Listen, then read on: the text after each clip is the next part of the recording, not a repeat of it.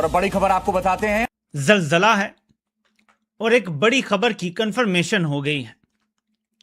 मेरे पाकिस्तानियों, हालात वाकयातन बहुत ज्यादा बिगड़ना शुरू हो गए हैं। बेहद ही अमीर और ताकतवर इस महिला ने पहली बार दुनिया को बताया है कि भारत कैसे बदला लेता है।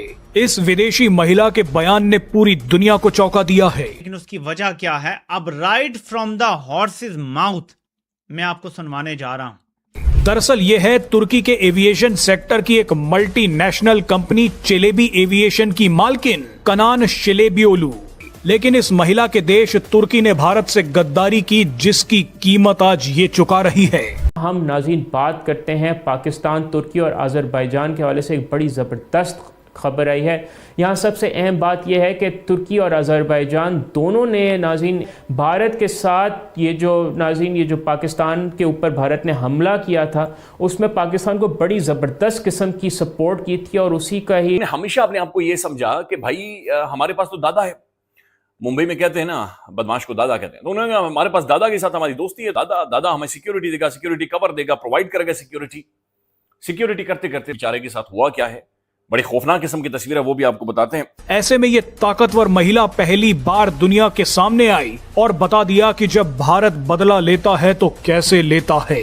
आपको बता दें कि ये महिला एक बहुत बड़ी कंपनी की मालकिन है, लेकिन भारत के एक छोटे से फैसले ने कुछ ही घंटों में इसकी कंपनी की वैल्यू $500 मिलियन से लगभग शून्य कर दी।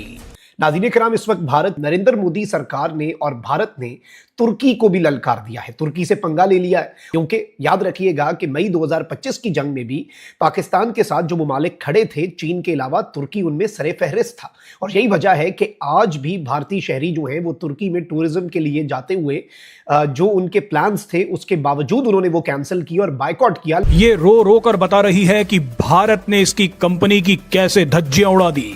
हैरानी की बात देखिए कि इसने टीवी पर आकर बताया है कि मैं भारत से बहुत प्यार करती थी, लेकिन एक घटना ने मुझे पूरी तरह से तोड़कर रख दिया है। मुझे भारत से बहुत लगाव था, मैं तो भारत को अपना दूसरा घर मानती थी।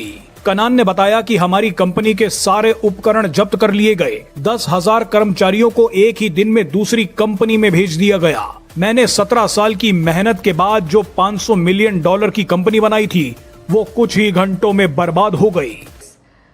खबर बड़ी है और बहुत अहम है और पाकिस्तान के लिए तो बड़ी इंपॉर्टेंट न्यूज़ है। और ख़बर ये है कि इंडिया की तरफ से टर्की को बड़ा सख्त जवाब दिया गया है और इसका बड़ा सख्ती से नोटिस लिया गया है।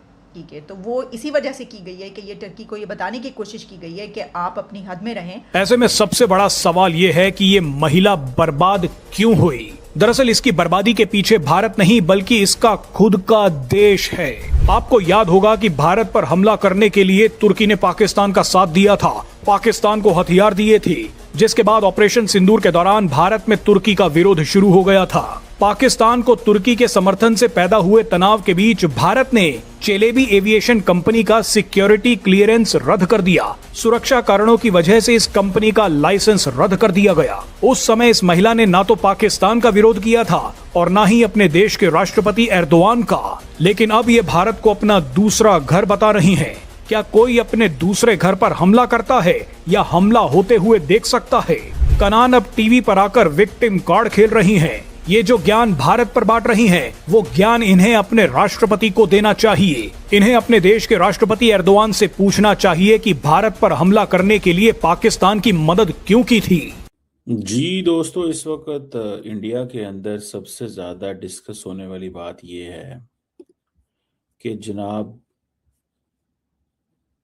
तुर्की के जो फॉरेन मिनिस्टर हैं, तुर्की के फॉरेन मिनिस्टर हकान फिदा जो हैं, उन्होंने इंडियंस को कहा है कि हमें पाकिस्तान के लेंस से ना देखें, हमारा एक बायलैटरल रिलेशन रहने दें। This is what is said. वो क्या कहते हैं, ओ जी आप तो टेरर स्टेट की नुमाइंदगी करते हैं, आप टेरर स्टेट की नुमाइंदगी करते हैं, हम तो आपसे ताल्लुक नहीं रख सकते। अच्छा, ये चीजें जो होती हैं, इसको obviously the people are watching around the world that which other country, मैं बार बार इस चीज को बड़ी अहमियत देता हूँ, which which other country says this? कौन सा ऐसा मुल्क और है जो ये बात करता है? फॉर एग्जाम्पल, एक सवाल ही है ना ये, ठीक है। अगर मैं ये सवाल पूछूं कि जी कौन सा ऐसा मुल्क है जो ये बात करता है, तो फिर तो आपके लिए बड़ी इंटरेस्टिंग वो होगा ना। लेकिन अगर कोई मुल्क ऐसा है ही नहीं है, तो फिर आप ये कैसे कह सकते हैं? ये जरा सुनिएगा इनको। उन्होंने कहा if India is going to be resentful कि हमारे ताल्लुकात पाकिस्तान से अच्छे हैं, वो कहते हैं हमें तो इससे चीज़ का नहीं पता, लेकिन वो कहते हैं हमारे बायलैटरल कोई मसला नहीं है। अच्छा, इंडियंस जो हमारे दोस्त हैं उनका एक प्रॉब्लम ये भी है, जो रूलिंग पार्टी में है ऑब्वियसली। मैं दोस्त इसलिए कहता हूँ ताकि ठंडी ठंडी बातें की जानी चाहिए, लड़ाइयाँ ख़त्म की जानी चाहिए। जो हमारे इंडिया के दोस्त हैं, जैसे हमारे दोवल साहब हैं, हमारे जयशंकर साहब हैं, अमित शाह साहब हैं। जयशंकर को तो नहीं, जयशंकर तो अपनी जॉब इंटैक्ट रखने के लिए सब कुछ करते हैं। इनका मसला ये है, दोवल साहब भी जॉब इंटैक्ट रखने के लिए और वो कर रहे हैं सारा।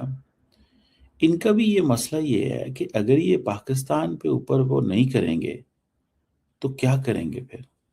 अपनी ये नौकरियां भी तो कायम करनी है।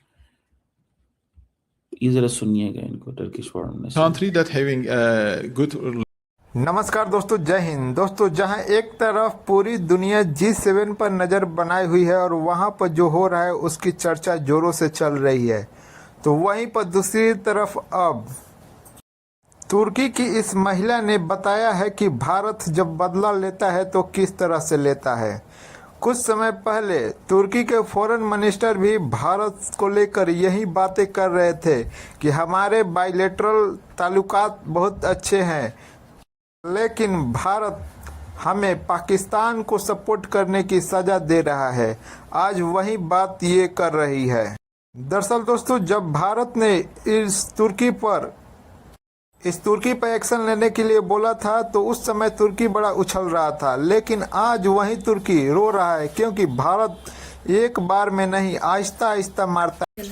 आज की ताज़ा खबर। इस खबर को देखकर आपको पता लग ही गया होगा कि कैसे हमारा दुश्मन देश डर के भाग रहा है, और ऐसे ही हम इंजीनियरिंग करते रहेंगे, हम ऐसी बड़ी नई आविष्कार चीज़ें बनाते रहेंगे और हमारा देश ऐसे आगे बढ़ता रहेगा।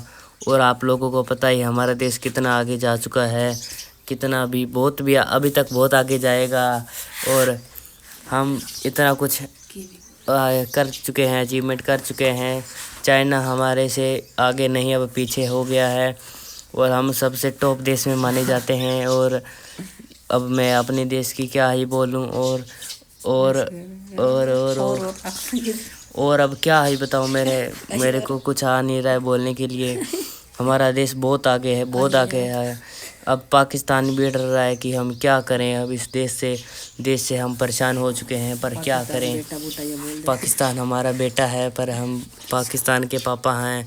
बिल्ली एक शिकार कर रही है, पता नहीं ऐसी बिल्ली शिकार करती रहेगी, हम ऐसे ही जीतते रहेंगे। जय हिंद।